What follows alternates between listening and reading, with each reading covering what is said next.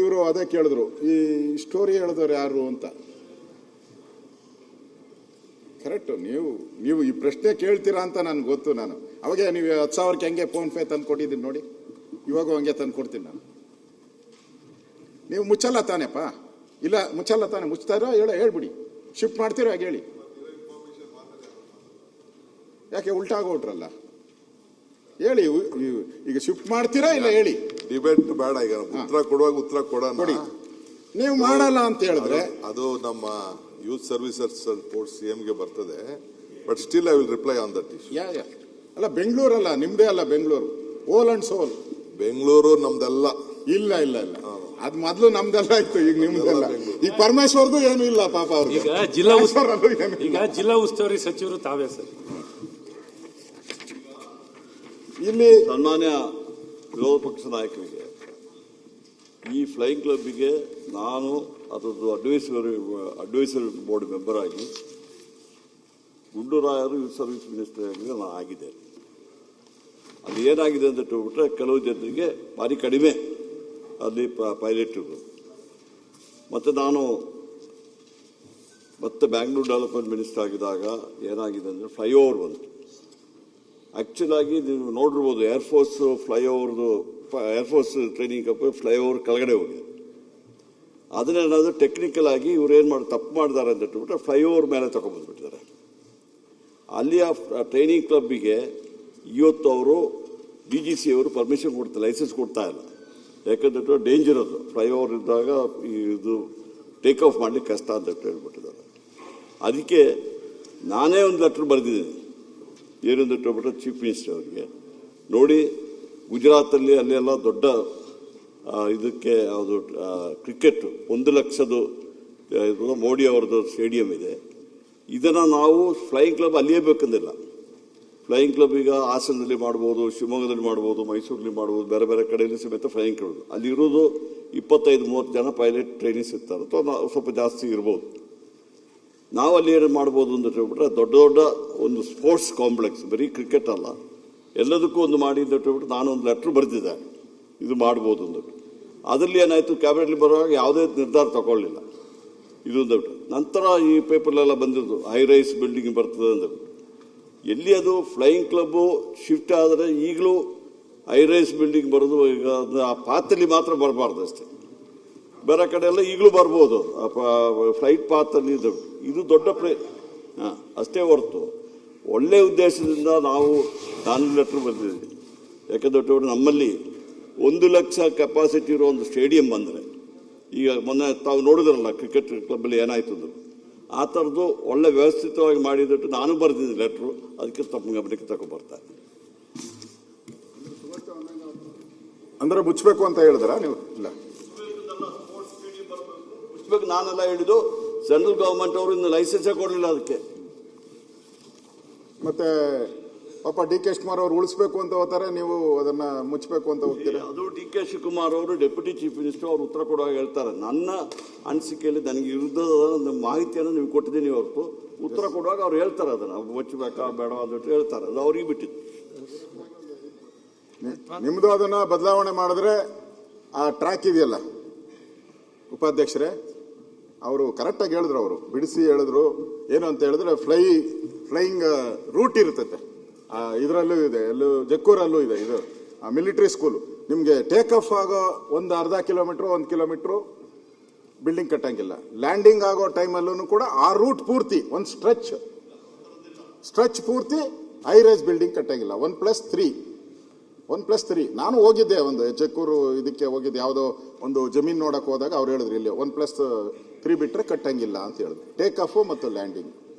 ಇದು ಅದು ಅವ್ರು ಹೇಳಿದ್ರು. ಅವರು ಸ್ವಲ್ಪ ದಾರಿಗೆ ಬಂದಿದ್ದಾರೆ, ಏನೋ ಅದನ್ನ ಅಳ್ಳಾಡಿಸ್ಬೇಕು ಅಂತ ಇದ್ದೀರಿ ಅಂತ ಒಂದು ಗುದ್ಲಿ ಹಾಕ್ದಂಗೆ ಹೇಳಿದ್ದಾರೆ ಅವರು. ನಾನು ಹೇಳ್ತೀನಿ, ಈಗ ಸರ್ಕಾರ DK ಶಿವಕುಮಾರ್ ಹೇಳಿದ್ರು, ನಾನು ಉತ್ತರ ಕೊಡ್ತೀನಿ, ಕೊಡಿ, ಅದು ಪರವಾಗಿಲ್ಲ. ನೀವು ಇದನ್ನ ಚೇಂಜ್ ಮಾಡಲ್ಲ ಅಂತ ಹೇಳಿದ್ರೆ ನಿಮ್ಮ ಸರ್ಕಾರ ಹೆಂಗೆ ಮೀಟಿಂಗ್ ಮಾಡುತ್ತೆ? ಹೌ ಸಭೆ ಹೆಂಗೆ ಕರಿತೀರಾ ಇದನ್ನ ನೀವು ಶಿಫ್ಟ್ ಮಾಡಬೇಕು ಅಂತ? ನೀವು ಮಾಡಲ್ಲ. DK ಶಿವಕುಮಾರ್ ಪರವಾಗಿದ್ದಾರೆ. ನೀವು ಅಶೋಕ್ ಅವರ ನೀವು ಮಂತ್ರಿಗಳಾಗಿದ್ದು, ಇದನ್ನ ನಿರ್ಧಾರ ತೆಗಿಬೇಕು, ಕ್ಯಾಬಿನೆಟ್ ಅಲ್ಲಿ ಆಗ್ಬೇಕು. ಯಾವ್ದೋ ಸಭೆ ತೆಗೆದು ಕರೆದ ಕೂಡಲೇ ಆಯ್ತು, ಬರ್ರಿ. ಈಗ ನಾನು ಆಯ್ತು. ನೀವು ಬೇಡ.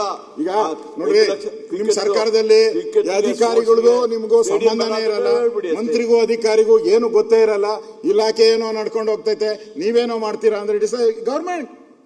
It is a government. ಏನು ಹುಡುಗಾಟನ ಇದು? ನೀವು ನಿಮ್ ಡೈರೆಕ್ಷನ್ ಇಲ್ದಿರ ಓಕೆ ಅವ್ರು ಹೆಂಗೆ ಒಬ್ಬ ಪ್ರಿನ್ಸಿಪಲ್ ಸೆಕ್ರೆಟರಿ ಮೀಟಿಂಗ್ ಕರೀತಾರೆ ಇದನ್ನ ಶಿಫ್ಟ್ ಮಾಡಬೇಕು ಅಂತ? ಓದ್ಲಾ ನಾನು? ನೋಡಿ, ನವೀನ್ ರಾಜ್ ಸಿಂಗ್ ಸರ್ಕಾರದ ಪ್ರಧಾನ ಕಾರ್ಯದರ್ಶಿ, ಯುವ ಸಬಲೀಕರಣ ಮತ್ತು ಕ್ರೀಡಾ ಇಲಾಖೆ, correct? Shifting of government flying training school Jakkur aerodrome from Jakkur to Mysuru, expert committee. ಯಾರು ಇದು?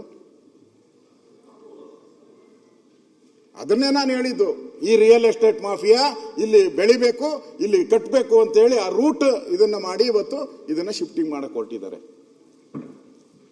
ಯಾವ ಮಹಾನುಭಾವ ಮೈಸೂರು ಮಹಾರಾಜ ಫಾರೆಸ್ಟ್ ಜಮೀನನ್ನ ಕೊಡಕ್ ಬರಲ್ಲ ಅಂತದನ್ನ ಡಿನೋಟಿಫಿಕೇಶನ್ ಮಾಡಿ only purpose for using this ಅಂತ ಹೇಳಿ ಕೊಟ್ರು. ಅವತ್ತಿನ ನಮ್ಮ ಪ್ರಧಾನಮಂತ್ರಿ ಜವಾಹರ್ಲಾಲ್ ನೆಹರು ಅವರು ಸ್ಟೋನ್ ಹಾಕಿದ್ರು, ಆ ಸ್ಟೋನ್ಗೂ ಕಲ್ಲು ಹಾಕ್ಬಿಟ್ರಿ ಇವತ್ತು. ನೋಡಿ, ಅವ್ರು ಬರೀತಾರೆ ಹೆಂಗೆ ಅಂತಂದ್ರೆ, in this regard the expert committee meeting being conveyed under the my chairmanship, greatness, to be scheduled on 3rd December 2025 at 11 AM in room number 246, second floor, second gate, MS building, Bengaluru 1. ಇಲ್ಲ, ನವೀನ್ ರಾಜ್ ಸಿಂಗ್, ಅಶೋಕ್ ಅವರೇ, ಇವರು ಅಶೋಕ್ ಅವರು ಬಿಡಿ, ನಿಮ್ಮ ಇಲಾಖೆ ಇಲಾಖೆ ಅಲ್ಲ, ಸ್ವಲ್ಪ ನಿಮಗೆ ಹೇಳ್ತೀನಿ. ಇವತ್ತು ಫ್ಲೈಯಿಂಗ್ ಕ್ಲಬ್ ಶಿಫ್ಟ್ ಮಾಡಿದ್ರು ಸಮೇತ ನಮ್ಮ CDP ಬರ್ತಾ ಇದೆ. ಆ CDP ಬರುವಲ್ಲಿ ಆ ಪಾತಲ್ಲಿ ಐವರೈಸ್ ಬಿಲ್ಡಿಂಗ್ ಬರಬಾರ್ದು ಅಂತ ನಾವು ಬೇಕಾದ್ರೆ ಕಂಡೀಷನ್ ಹಾಕ್ಬೋದು. ನಾನು ಹೇಳ್ತಾ ಇರೋದು ಫ್ಲೈಯಿಂಗ್ ಕ್ಲಬ್ ಅಂತ 25-30 ಜನ 40 ಜನ ಸ್ಟೂಡೆಂಟ್ಸ್ ಇರ್ತಾರೆ, ಅವರಿಗೆ ರೆಸಿಡೆನ್ಷಿಯಲ್ ಅಕಾಮಿಡೇಷನ್ ಮಾಡಿಕೊಟ್ರೆ ಬೇರೆ ಕಡೆ ಮಾಡ್ಬೋದು. ನಮ್ಮ ಬೆಂಗಳೂರು ನಗರಕ್ಕೆ ಒಂದು ದೊಡ್ಡ ಸ್ಟೇಡಿಯಂ ಬೇಕಾಗಿದೆ. ಬರೀ ಇದಕ್ಕೆ ಮಾತ್ರ ಅಲ್ಲ, ಕ್ರಿಕೆಟ್ಗೆ ಮಾತ್ರ ಅಲ್ಲ, ಫುಟ್ಬಾಲು ಒಂದು ಸ್ಪೋರ್ಟ್ಸ್ ಕಾಂಪ್ಲೆಕ್ಸ್ ಮಾಡಲಿಕ್ಕೆ ಅದು ಸೂಕ್ತ ಜಾಗ. ನನ್ನ ವೈಯಕ್ತಿಕ ಅನಿಸಿಕೆ ಹೇಳಿದ್ದೀನಿ. ಅದರ ತೀರ್ಮಾನ ತೆಗಿಬೇಕಾದ್ರೆ ಕ್ಯಾಬಿನೆಟ್ ತಗೋಬೇಕಾಗ್ತದೆ, ನಾನಲ್ಲ ಹೇಳೋದಕ್ಕೆ. ಅದಕ್ಕೆ ನಿಮ್ಮದೇನದು ಅದು ಬೇಡವಾ? ಇಲ್ಲ ಸರ್, ಈಗ ಅಶೋಕ್ ಅವರು ಮಾತಾಡ್ತಾ ಇರುವಾಗ ಮತ್ತೆ ಮತ್ತೆ ಮತ್ತೆ ಎದ್ದು ನಿಂತ್ಕೊಂಡ್ರೆ ಅವ್ರು ಇದು ಕುಂಬಳಕಾಯಿ ಅಂತ ಹೇಳ್ತಾ ಇದ್ದಾರೆ. ಗೊತ್ತಿಲ್ಲ, ಇನ್ನ ಬರೀ ಕುಂಬಳಕಾಯಿ ಅಷ್ಟೇ ಹೇಳ್ತಾ ಇರೋದು. ಯಾಕೆ? ಅವರು ಖಾತೆ ಅಲ್ಲ, ಅವರು ಬೆಂಗಳೂರು ಅಭಿವೃದ್ಧಿ ಸಚಿವರಲ್ಲ, ಅವ್ರ ಯೋಜನಾ ಖಾತೆ ಅವ್ರದಲ್ಲ, ಯಾಕೆ ಮತ್ತೆ ಎದ್ದು ನಿಂತ್ಕೊಂತಾರೆ? ಮೋಸ್ಟ್ಲಿ ಅಲ್ಲಿ ಪ್ರಾಜೆಕ್ಟ್ ಇರಬೇಕು. ನೀವು ಎದ್ದೆದ್ದು ಮಾತಾಡ್ತಿದ್ರಲ್ಲ ಯಾವಾಗಲೂ. ಅದನ್ನು ಹೇಳಿದ ಮೇಲೆ ಅವರು ಯಾವಾಗ ಏನು ಹೇಳ್ತಾರೆ, ಇದು ಬಿಲ್ಡರ್ಸ್ಗೆ ಅನುಕೂಲ ಮಾಡಲಿಕ್ಕೆ ಮಾಡ್ತಾರೆ ಅಂತ ಹೇಳೋದಕ್ಕೆ ಆ ತರ ಇದ್ಬಿಟ್ರೆ, CDP ಇದರಲ್ಲಿ DCM ಅವರೇ ಅದರದ್ದು ಮಿನಿಸ್ಟರ್ ಇದ್ದಾರೆ. ಅವರು ನವೀನ್ ರಾಜ್ ಸಿಂಗ್ ಮೀಟಿಂಗ್ ಬಗ್ಗೆ ಅವ್ರು ಹೇಳ್ತಾ ಇದ್ದಾರೆ, ಯಾಕೆ ಅಡ್ವೊಕೇಟ್ ಆಗ್ತೀರಾ ಅವ್ರಿಗೆ? ಈಗ ನಾನು ಸುರೇಶ್ ಕುಮಾರ್ ಅವರೇ, ನಮ್ಮ ಇಲಾಖೆಗಳಲ್ಲಿ ಸಾಕಷ್ಟು ಮೀಟಿಂಗ್ ನಡೀತದೆ, ಆದ್ರೆ ಡಿಸಿಷನ್ ತೆಗಿಬೇಕಾಗಿದ್ದು ಕ್ಯಾಬಿನೆಟ್ ತಗೋಬೇಕಾಗ್ತದೆ. ನೀವು ಮಂತ್ರಿ ಆಗಿದ್ರು, ಮಿನಿಸ್ಟರ್. ಹೌದು, ಸುಮ್ಮನೆ ಎದ್ದು ನಿಂತ್ಕೋಬಾರ್ದು. ಅಲ್ಲ, ಅದಿಲ್ಲ, ಎಲ್ಲ ಹೇಳೋದಕ್ಕೆ ಸ್ವಲ್ಪ ಇನ್ಪುಟ್ ಕೊಡೋದಕ್ಕೆ ನಾನು ಇದು ಮಾಡಿದೆ, ಸ್ವಲ್ಪ ಅವ್ರಿಗೆ ಸಹಾಯ ಮಾಡಲಿಕ್ಕೆ ನಿಂತಿದ್ದೀನಿ. ನಿರ್ಭೀತ, ನಿಷ್ಪಕ್ಷಪಾತ, ವಿಶ್ವಾಸಾರ್ಹ ಸುದ್ದಿಗಳಿಗೆ ಮತ್ತೊಂದು ಹೆಸರಾಗಿರುವ ನ್ಯೂಸ್ 18 ಕನ್ನಡ ಈಗ ಆಪ್ನಲ್ಲೂ ಲಭ್ಯವಿದೆ. ದಯವಿಟ್ಟು ಇಲ್ಲಿರುವ QR ಕೋಡ್ ಸ್ಕ್ಯಾನ್ ಮಾಡಿಕೊಂಡು ಆಪ್ ಡೌನ್ಲೋಡ್ ಮಾಡೋದಕ್ಕೆ ಮರಿಬೇಡಿ. ನಿಮ್ಮ ಬೆಂಬಲ ಹೀಗೆ ಸದಾ ನಮ್ಮೊಂದಿಗಿರಲಿ. ಧನ್ಯವಾದ.